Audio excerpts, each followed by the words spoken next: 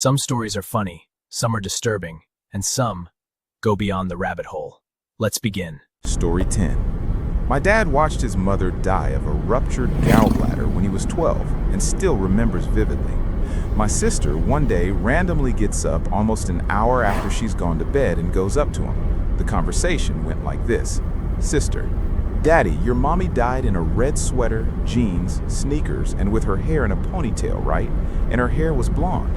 Dad drops book he's reading and stares, wide-eyed, and then says, Yes. Sister, what color were her eyes? Dad, blue. Why?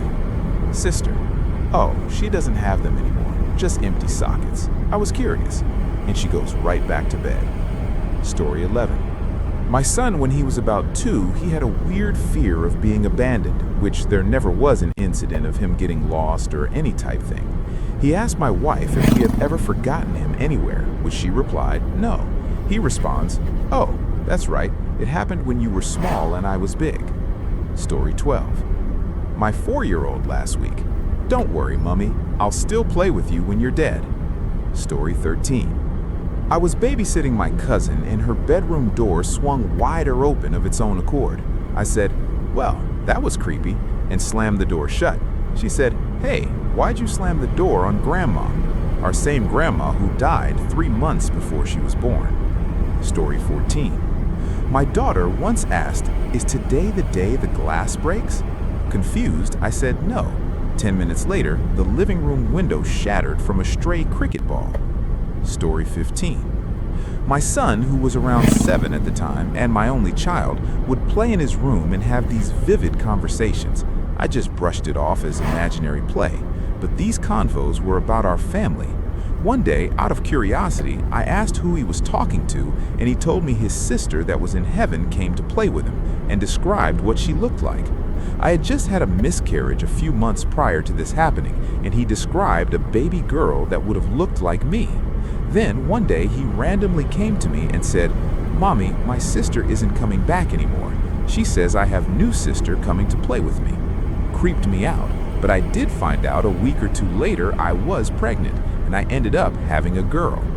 Story 16. Is Mommy home? I saw her walk by the door. My wife was working nights, and my daughter said she saw her walk by the bedroom door way earlier than she would have been home. I told her maybe it was a fly or something she saw move out of her corner of her eye, but then she said, no, it was this color, and pointed at her arm. The creepy thing is that I had been seeing things out of the corner of my eye a few times that night, but didn't say anything about it. Story 17. Last year, daughter was 3. Just me and her home in the living room watching TV. It's after sundown, and we're not the type of people to leave lights on all over the house. We just have them on in the rooms we are residing. Keeps the electricity bill down. Daughter looks to the dark hallway and asks me, what is she saying?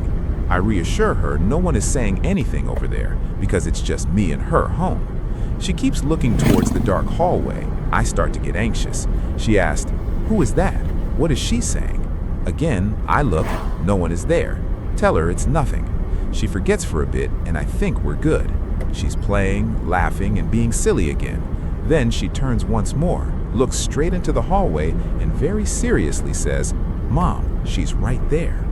This is where I freak out, internally. I get up, try not to shit my pants, and convince myself to go turn on the light.